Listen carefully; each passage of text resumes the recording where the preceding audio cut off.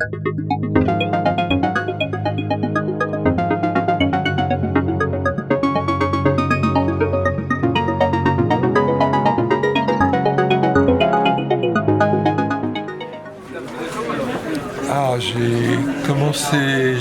publié mon premier texte en 1976, je crois, dans le numéro 2 de la revue Orphia. C'est un bail. Les auteurs qui vous ont marqué? Mes deux auteurs de prédilection depuis ma plus tendre jeunesse, c'était Gérard de Nerval, mon homonyme aussi, et Blaise Pascal. Et avec le temps, de Pascal, je suis passé à Montaigne, ce qui n'est pas très loin, et de Nerval, je suis passé à Proust, ce qui n'est pas très loin non plus. Voilà. Et dans les éditions, lorsque j'ai commencé, c'était Marietta Guidacci, grande poétesse italienne que j'ai traduite, qui a notamment écrit les Sibylles, ce qui m'a donné le goût de la poésie, de la voix des femmes, que j'ai publié comme éditeur. Et puis Roger Munier, grand germaniste, d'Angelus Silesius, et philosophe, et que j'ai aussi beaucoup publié. C'est grâce à lui que j'ai découvert Maître Eckhart. Votre approche poétique?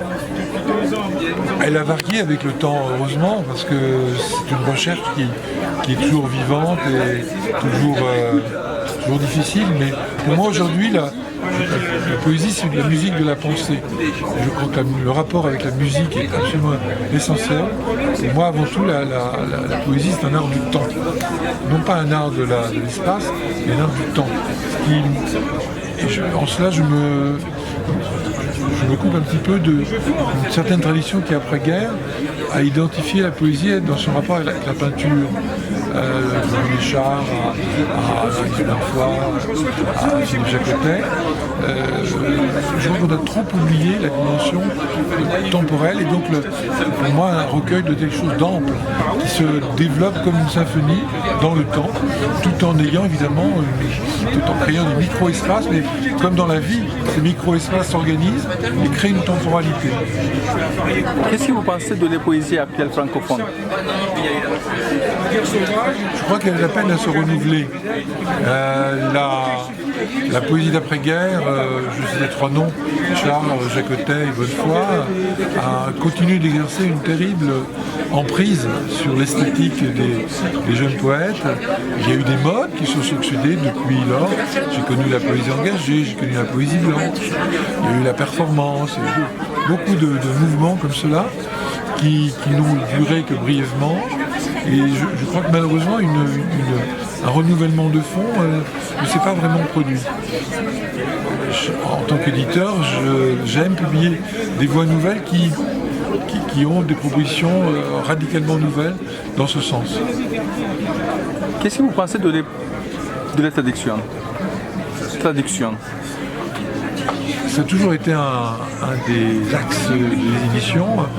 Dans les années 70, quand j'ai commencé de publier, on traduisait peu et c'était rarement bilingue. Moi j'ai toujours axé vraiment les éditions dès le premier numéro de la revue sur la traduction. Dans le premier numéro, par exemple, il y avait une traduction du turc faite par Güzin Dino de Yunus Emre et d'autres traductions. Celle-là m'était particulièrement chère. Moi-même ensuite j'ai traduit Yunus. Toujours on a été en bilingue et moi-même je pense que traduire, éditer, écrire, c'est une seule chose. C'est ce qui fait l'identité d'Arthrobien. Je crois que je suis peut-être un des rares éditeurs à être à ce point d'une seule traite, étant tout seul presque dans les éditions, éditeur, traducteur, auteur. Est-ce que la poésie est une besoin, une nécessité pour les autres, pour les gens? Ça dépend pour qui. Pour moi, la poésie, c'est essentiellement transcription de l'expérience intérieure. Cette expérience intérieure soit philosophique, spirituelle, existentielle au sens le plus large. Mais cette expérience qui nous affronte à la mort, chez chacun, mais à un moment donné, ça devient, ou à la nature, c'est un peu la même chose. Si elle est un peu intense, elle ne peut pas se dire autrement que dans cette forme particulière qu'est la poésie. En cela, la poésie, je crois, concerne tout le monde. Est-ce que vous pouvez parler un petit peu du marché de la poésie? Parce que vous participez depuis longtemps. Donc, Presque depuis le premier. voilà, c'est... Pour moi, le marché de la poésie, c'est d'abord la rencontre avec les auteurs. Par chance, beaucoup d'auteurs viennent. C'est un lieu privilégié où les voir, où leur permettre eux aussi de se rencontrer, car souvent ils sont assez isolés. Et d'autre part, c'est aussi le moyen de rencontrer les lecteurs. Bon, par bonheur, nous sommes diffusés par Gallimard, ce disque Gallimard, mais donc les lecteurs, je ne les vois que dans cette occasion, et donc savoir comment ils réagissent aux ouvrages que je publie, quelles sont leurs attentes, quels sont leurs goûts à un moment donné, car depuis 46 ans que j'édite, le goût des lecteurs a beaucoup changé. Pour moi, c'est très important de comprendre cette évolution et pourquoi elle a lieu. Les modes de lecture, les orientations de lecture, c'est essentiel. Et est-ce que vous pouvez parler un petit peu de votre maison d'édition Arfuyan? Depuis quand, comment le nom, le prénom, le nom de... Arfuyan, c'est le nom d'une montagne en face du Mont Ventoux, dans le Vaucluse, dans le pays de Pétrarque, que je viens de publier. J'avais une petite maison de berger dans la montagne à l'époque, sans eau, sans électricité. C'était les lendemains de mai 68 et voilà, ça faisait partie des aspirations. Et puis, bon, 10 ans après, cette maison m'a été enlevée par les hasards de l'existence et je me suis transféré en Alsace, où sont mes racines, là encore sur une montagne, un peu plus élevée, on est à 1000 mètres d'altitude. Et ce qui, dans l'Alsace, est essentiel, et qui représente bien les éditions, c'est d'abord l'ancienneté de la littérature. L'Alsace, c'est une littérature qui remonte au Moyen-Âge. Le lien étroit entre littérature et spiritualité depuis l'origine, avec Maître Eckhart, Jean Toulon, etc., les Amis de Dieu. Et puis la présence immédiate de la traduction.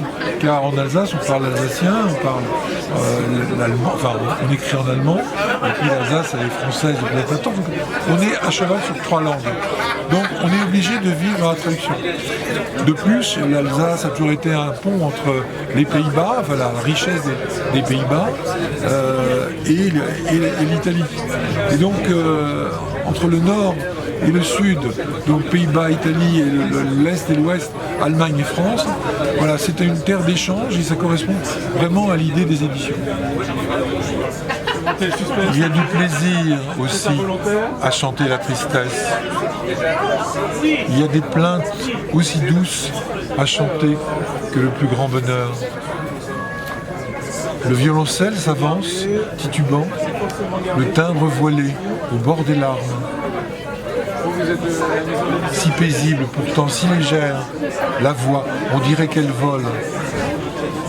Très haut, si près de nous, rien que tendresse pour ce qui lui est ôté. Sans aigreur ni regret, forte d'une ineffable sérénité.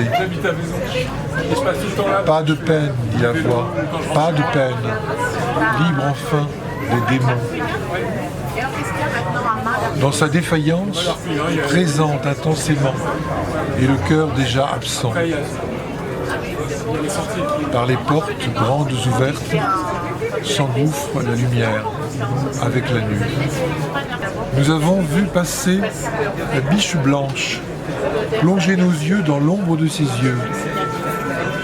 Un instant, elle est restée immobile, nous guettant d'un regard apeuré. Comment ne t'avoir pas reconnu, biche blanche, secrète souveraine? Sur la harpe de mes veines, ton chant, comment ne l'avoir pas reconnu?